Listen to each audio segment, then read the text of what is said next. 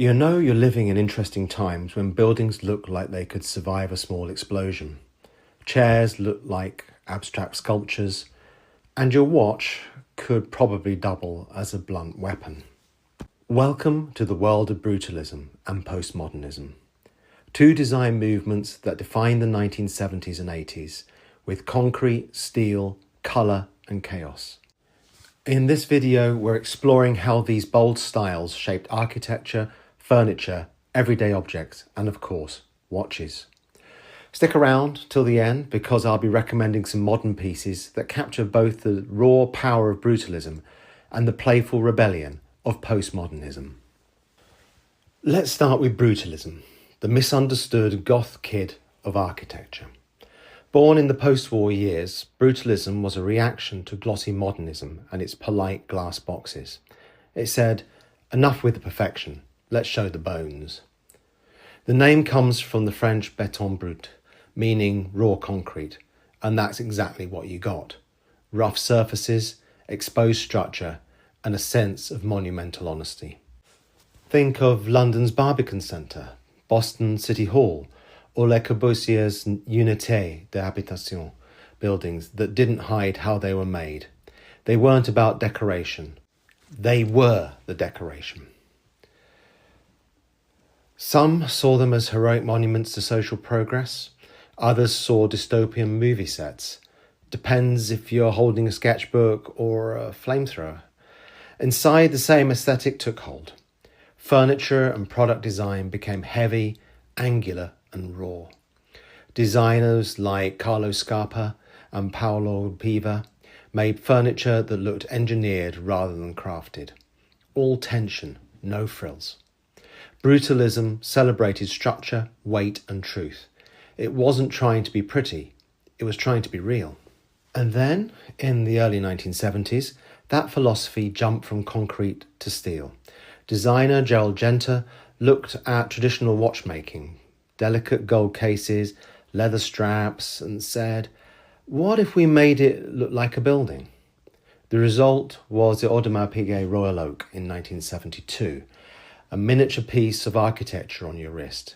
Exposed screws, sharp bevels, integrated bracelet, a functional sculpture. Then came the Patek Philippe Nautilus and the IWC Ingenieur SL, each one treating the case and bracelet as a single engineered form, not jewellery, but machinery. Even Seiko joined in with integrated bracelet models like the Seiko 5 Sportsmatic. Democratic brutalism at its finest, these watches didn't whisper luxury. They declared structure. Watches for people who prefer concrete over chrome and blueprints over bling. But nothing lasts forever, not even serious concrete minimalism. By the late 1970s and early 80s, design decided to loosen up a bit. Enter postmodernism, the movement that asked, what if design didn't have to be so serious? Architects like Michael Graves and Robert Venturi started mixing classical references, pastel colours, and a healthy dose of irony. Suddenly, buildings had columns that looked like cartoons, and roofs shaped like jokes. Meanwhile, the Memphis group, led by Ettore Sotas, turned furniture into pop art. Bright colours, clashing materials, zigzags everywhere. It was like Lego meets philosophy. After years of brutalist restraint, postmodernism shouted, "Lighten up!" and watches joined the party. The Swatch revolution brought bold colours, graphic patterns, and affordable fun to the wrist. Collaborations with Keith Haring and Vivienne Westwood blurred the line between fashion and art.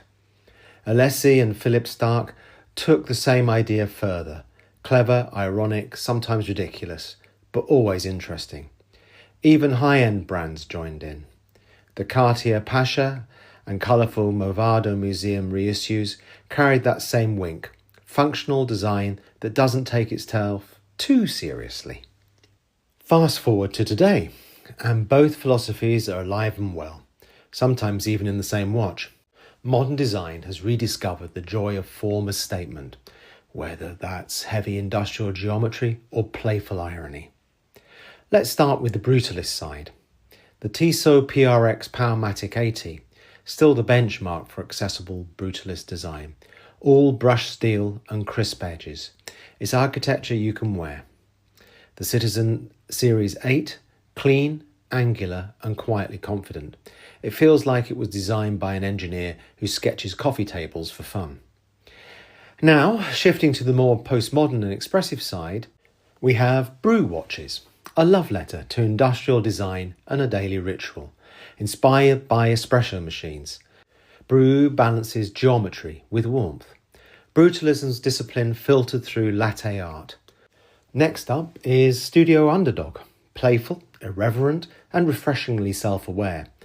Bright dials, pasta colourways and real mechanical chops. It's the Memphis group reincarnated as a chronograph. After that, Swatch and Omega, the Moon Swatch. Half parody, half homage, the perfect example of postmodern remix culture. An icon reimagined with a grin. Alessi record chronograph by Achille Castiglione, pure design humour. The subdials look like vinyl records, elegant and absurd at the same time. And somewhere in between sits Rado True Square, minimalist yet architectural, proof that brutalism and postmodernism can share the same wrist. So, whether you're drawn to the raw honesty of brutalism or the colourful rebellion of postmodernism, both remind us that design isn't about beauty, it's about attitude. Watches, buildings or furniture, they tell us something about the era that made them. So, which side are you on? Team Concrete or Team Memphis? Drop your thoughts in the comments below. Tell me what style you'd wear, live in or hang on your wall. And if you enjoyed this design deep dive, give it a thumbs up, subscribe and join me next time as we leave the concrete jungle behind and blast off into the space age. We'll explore techno-optimism, the chrome curves, the plastic dreams and the futuristic watches of the 60s through to the 80s. Until then, keep your architecture honest and on your wrist, expressive.